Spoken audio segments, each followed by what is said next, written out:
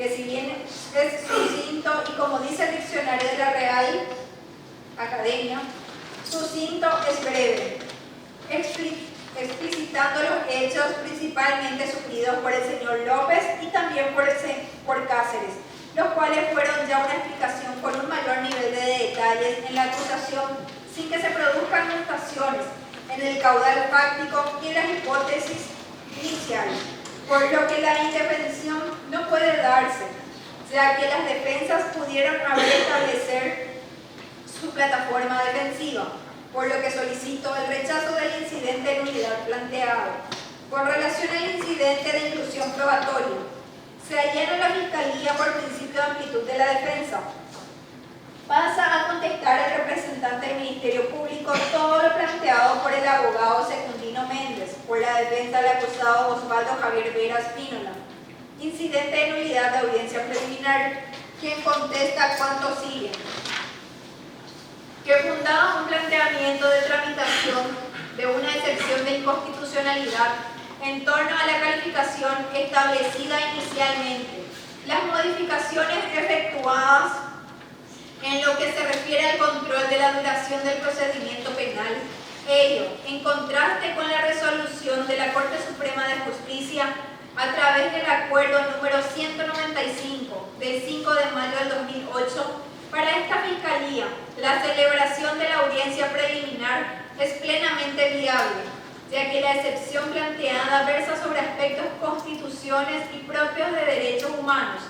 El juez penal de garantías también cuenta con un control horizontal en audiencia preliminar y le permite sustanciar y decidir sobre estos aspectos, incluyendo el dato de que la promoción de esta excepción no tiene la verdad de suspender la tramitación de esta audiencia,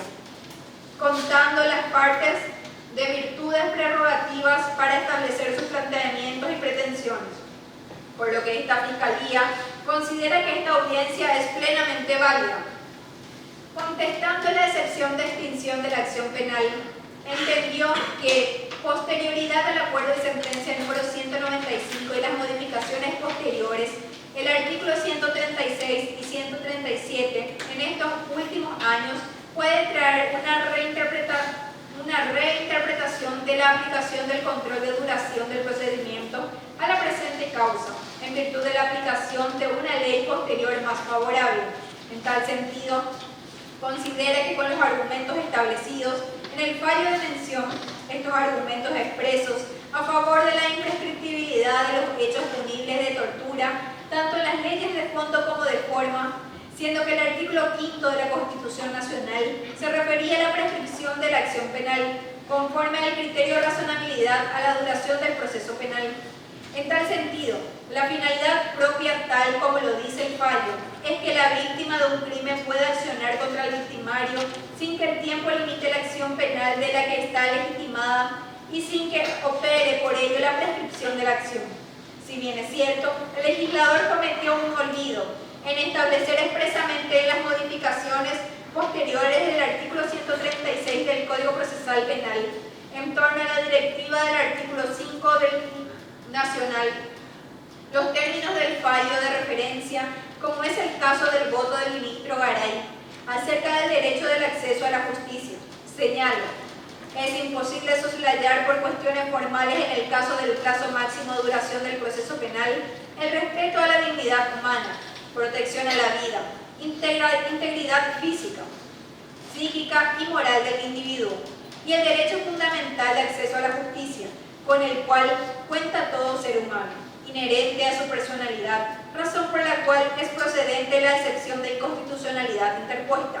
debiendo declararse inaplicables los artículos 25, 136 y 137 del Código Procesal Penal al caso en el cual se juzga el delito de tortura. En torno a estos argumentos, considera esta representación que una modificación posterior al fallo a instancia del legislador no sería un argumento válido para ratificar el carácter imprescriptible de este tipo de hechos, punibles tanto en las leyes de fondo que pretendan diluir este principio procesal. La Corte Europea e Interamericana fue recogiendo en sus fallos criterios para decidir si es que se quebranta el principio del plazo razonable del procedimiento. siendo el primero la complejidad de la causa, el segundo la conducta procesal de las partes y la conducta del Estado. En este caso, podemos decir, la situación de prolongación de este proceso no se debió a la desidia del Ministerio Público, ni tampoco de los juzgados, sino antes bien versado en el tono de los planteamientos de los abogados de la defensa. En cuanto al incidente de nulidad de acusación, a criterio de esta Fiscalía, es admisible en el sentido de que si bien se suscitó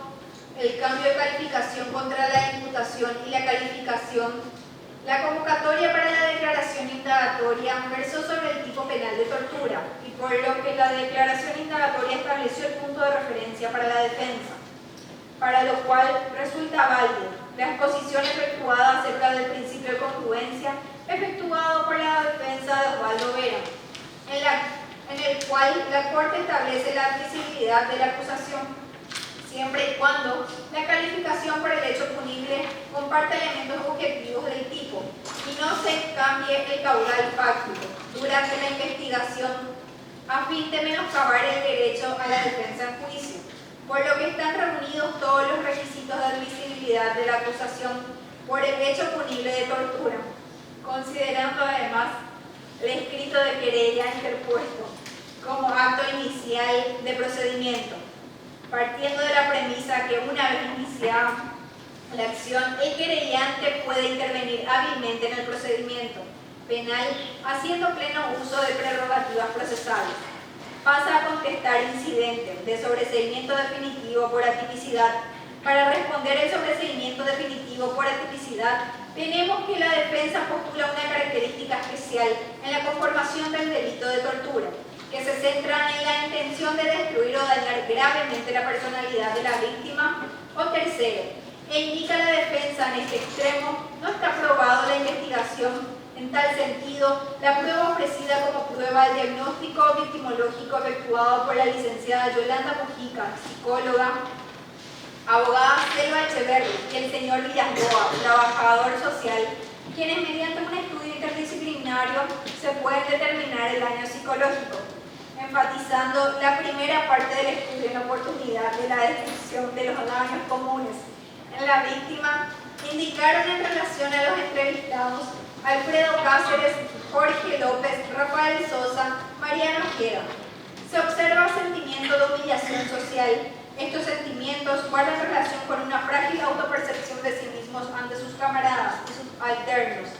En otro punto, dice, en su conclusión, en su último párrafo, finalmente es importante señalar la contradicción generada al interior de las personas afectadas directamente y de la misma sociedad sobre el hecho de esta naturaleza, que atañen a instituciones referenciadas desde el imaginario social como las encargas de contribuir al respecto de la protección de la integridad físico y emocional de las personas. Por consiguiente, el estudio victimológico, que tiene una connotación interdisciplinaria, resulta admisible como un estudio psicológico el cual vislumbra los síntomas o signos indicadores de haber sido víctima de algún ilícito en tal sentido. La Dirección de Asistencia a Víctimas es la dependencia que tiene a su cargo la atención a víctimas de hechos punibles y cuyos estudios y a través de examen de los testigos, los cuales hemos solicitado su convocatoria a juicio oral y público para ser examinado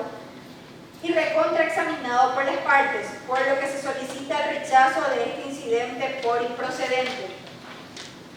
Ratificando una vez más la querella interpuesta por el señor Alfredo Cáceres con relación a la inclusión probatoria, esta Fiscalía se allana por el principio de actitud de la defensa. Pasa a contestar la exposición de la contestación de la acusación hecha por el doctor Jorge Vasconcelos en la defensa del acusado Walter Bower Montalto y señala, en cuanto a la exclusión probatoria del informe victimológico, en el cual se objeta porque no fue realizado conforme a la regla del anticipo jurisdiccional de prueba, con la finalidad de que se cuente con la intervención judicial y bilateralidad. En este contexto, si bien es cierto, el anticipo jurisdiccional es una prueba que permite la intervención de las partes en la producción de pruebas, cuando haya riesgo de que ellas se pierdan. La investigación preparatoria permite al Ministerio Público realizar actos de investigación con el auxilio técnico, con miras a su ofrecimiento en el juicio oral y público. A modo de simple referencia, el Manual Práctico de Investigación en caso de tortura, en virtud del cual están descritos sendos modelos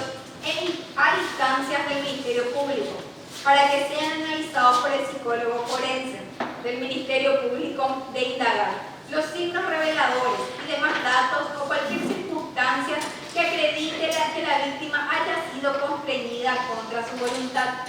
Este documento fue elaborado por un grupo interdisciplinario con los auspicios de la GTZ, el Ministerio Público. Exhibo en este acto, por lo que al menos el tratamiento dispensado a este hecho fue de acuerdo a directivas comunes de actuación. Otra exclusión probatoria versó en cuanto al ofrecimiento sobre las declaraciones testimoniales, haciendo un contraste del médico ofrecido por el Ministerio Público, el señor Blas Antonio Gómez, el cual se efectuó una evaluación anticipada acerca de la pertinencia de su inclusión o el contraste del mismo frente a los otros informes efectuados.